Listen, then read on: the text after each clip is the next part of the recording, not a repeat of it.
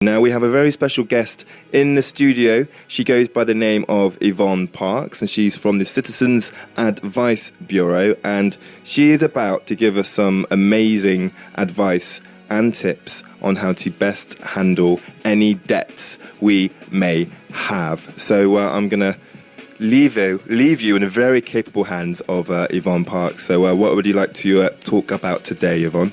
Hi Marcus, thank you for having me back. Today I just wanted to talk about the range of debts that we deal with, and not just us, any advice centre who deals with debt will deal with these types of debts. What to expect from an appointment, and then just roughly go through what debt options there are available. So the types of debts that we deal with, we deal with priority debts, and those are things where the consequences could be very serious. So, for example, rent arrears is a priority debt because if you don't pay your rent, you could be evicted. Mortgage arrears, council tax arrears is also a priority debt because potentially you could go to prison, although that's very, very rare. But often bailiffs are involved, so that's also a priority debt. And we deal with non-priority debts, and those are things like credit cards, overdrafts, loans, payday loans, hire purchase things. So we deal with a range of debts. And what would happen if somebody came to me for an appointment? We would sit down. Often I find that people don't have paperwork because debt is overwhelming and it's very difficult. It's a difficult thing to deal with. So it doesn't matter if people have paperwork or not. It's easy enough to work out what debts there are. We can look at somebody's credit report, we can phone round the councils, we can phone landlords, we can get a very good picture of what somebody's debt situation is. So we would look at that, we would look at what income and outgoings there are, and that gives us a more holistic picture of where somebody is. And that would lead us on to talking about options. Okay, so the Citizens Advice Bureau, how do people make the first contact to get all this advice? Do they call? Do they just drop by? How does it usually work? So there is a national number, but people do find that there's quite a long wait. If you go on to any of our websites, so this is South Gloucestershire Citizens Advice, but also it would be exactly the same for Bristol Citizens Advice, and the more local agencies such as Talking Money, North Bristol Advice Centre, St Paul's Advice Centre. They've all got websites. If you go onto the website, there will be numbers that link to that particular advice agency, and it's always best to call that one because you get through, normally to an admin line, but you will get through to that agency. And then it depends on the person. Some people prefer to see me face-to-face. Some people prefer to deal with their debts by phone. Some people prefer to do it by email. So it's really up to anyone how they wish to proceed with it. We also have drop-ins. And I notice here, I was just reading your leaflets outside, and you have Bristol Citizens Advice coming in and St Paul's Advice Centre coming in. So that's another good way. Go to an outreach centre like this, and you can see somebody that way. Fantastic. So we've been talking about, is it priority? So there's priority debts and non-priority debts. And non-priority debts. Priority debts are the ones where the consequences are always serious. Yeah. Non-priority debts, if you don't pay your credit card, it will show up as a default, and that will show on your credit report. So there are consequences, but you're not going to be evicted. You're not going to have bailiffs round unless it goes to court, for example. But generally, the consequences aren't going to be that serious. Okay, so what specific help and support can you give to people in these different types of debt? So once we've got a more holistic picture of what they've got coming in and what their outgoings are, we can then look at the appropriate option. So I'm just going to run through those very quickly. So we can help somebody with a debt management plan. So if there's a little bit of money left over, but not too much, we can either make token offers or a higher offer to pay off the debt in a certain amount of time. Often we find somebody, and once we've done their income and expenditure form, they've got literally nothing left over and they're barely managing anyway. And then we would look at some of the insolvency options.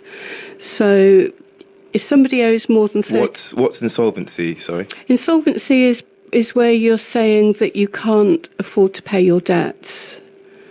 You've got no money with which to address your debts. So you're looking at declaring yourself either. So it's like a legal thing. It's like if you can't pay your debts, then it's like a legal step you can take? Yes, that's right. Yeah. It's a legal step that you can take to get rid of your debts or deal with them in a more manageable way. So there are three main ones. There's bankruptcy. That's not always the best solution if you've got a house, because you would lose your house. Normally you're owing more than about £30,000 of debt.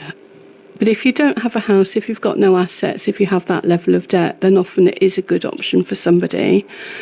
It costs £680, but there are some charities who will help with the fees for that. But the one that we most deal with is a debt relief order, which is a government scheme. That was brought in 2009 to help people with what we call low-level debt, and that's debt under £30,000. There are strict criteria. It costs £90. That goes straight to the government because it is a government scheme. But it writes off your debt. So you can have up to £30,000 worth of debt. And if you're eligible for £90, you can get rid of the lot. And that's the option that we most deal with people. And it also seems to be the least well-known option, because when I'm discussing all the different options with somebody, they say, well, I've never heard of it. But it's a government scheme, and if anyone has got internet and goes on to gov.uk and puts in debt options, that's one of the options that will come up.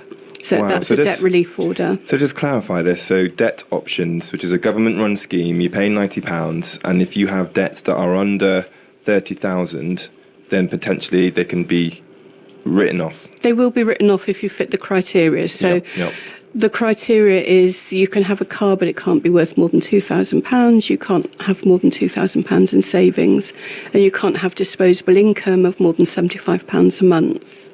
If you fit into that criteria, then that is a brilliant option for people, because what it does is it takes that stress away. Somebody who can see no way of being able to pay their debts, actually there is a way. You can do a debt relief order. But that's just one of the options. Another one is an IVA, which is an individual voluntary arrangement. That's for people normally who have an asset like a house that they want to protect, and they have disposable income. So it's very good for people who are working, who might have a high level of debt, but the other options, they would see them losing their house. This is a way to keep your house. It's normally over 5 or 6 years. You pay a certain amount every month, and then at the end of the IVA period, anything left over is written off. Wow. Any other options? So there is something called an administration order, which is something we used to use a lot, but we don't tend to do that now, because normally a debt relief order is a better option. But an administration order is if you owe a small amount of money and you also have a county court judgment, you can pay a certain amount. Traditionally, it's about £10 a month for 3 years. Yeah, I often hear that, county court judgment, CCJs. What is that? What does that mean? So county court judgment is where, for example, you might owe a bank money for a loan and you get to a position where you can't pay it, so you default on that. After a few months, you're sent a default notice, and the lender can issue a claim in the county court for the amount that's owed. It's unusual if there aren't any assets, such as a house, or if somebody's not working. That is unusual to happen. But potentially, legally they can do that, and they would get a county court judgment, and that is on your credit report for 6 years. But what it also does is it enables the lender to take enforcement action. So they've got a county court judgment and they can enforce it in a variety of ways. And one of the ways that we tend to see mostly is they can send it to bailiffs. Wow. Thank you so much for sharing all this information. So we have Yvonne Parks here, Money Advice Supervisor from Citizens Advice Bureau based in South Gloucestershire. But as you said, there are Citizens Advice Bureaus and information centres throughout the city and surrounding areas, isn't there? That's right. So there are several in the centre of Bristol. There's Bristol Citizens Advice, North Somerset Citizens Advice, then us in South Gloucestershire. And most of us cover outreach sessions as well. So hopefully we're not too far from anybody.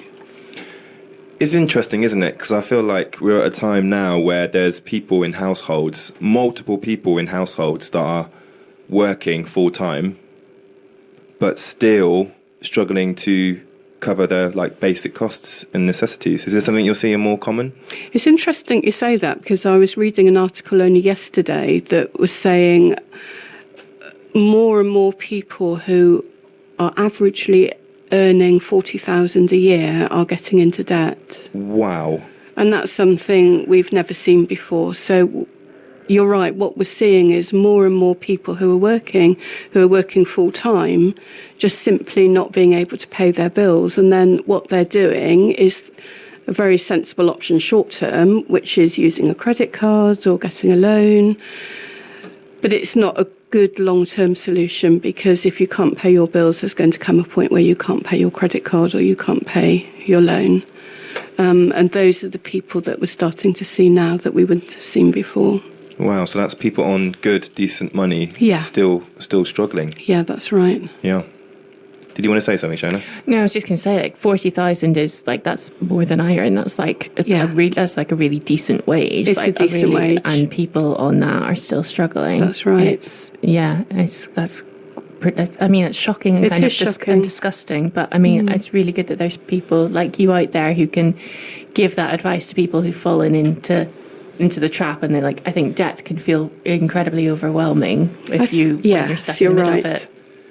I think debt is such a burden to carry, and most people that we see have carried this burden on their own. Sometimes they haven't even told family members, and they've carried this burden for years, and then they come to see somebody and they say, well, I just didn't know these options were available. I wish I'd come to see you before. And you hear the horrible stories, don't you, of people who have taken their own lives or done drastic things because they are so stressed about the debt. And it's so brilliant that there is options out there, and there's so much shame about it, and it's really important that you're sort of breaking that stigma a bit. There's nothing shameful about debt, and debt doesn't even need to be a bad thing. There's good debt. People have mortgages, people use credit cards. Normally it takes one thing for something to snowball into a very difficult situation where debt becomes bad, and that could be somebody loses their job or they have an illness. It's not somebody going out recklessly just spending money. That is a myth. Normally it's something outside somebody's control, and that means where they were managing perfectly well before this, whatever's happened, has tipped them over into not managing. Well, Yvonne, thank you again so much for popping in. Where can people find out more information quickly online if they're listening to this and are thinking, you know what, I want to sort of dig a bit deeper? What would you recommend initially? I would initially recommend going to gov.uk and looking up debt options, because it's a very succinct outline of them. But there's also National Debt Line, Citizens Advice information, that's online as well. So if you just Google National Debt Line or Citizens Advice, that should take you fairly quickly to the relevant pages. But just talk to somebody, because I've been doing this for almost 30 years now, and I've never had a situation where there hasn't been an option for somebody. Wow. Yvonne, thank you so much. Thank you for having me. Until next time. Yeah.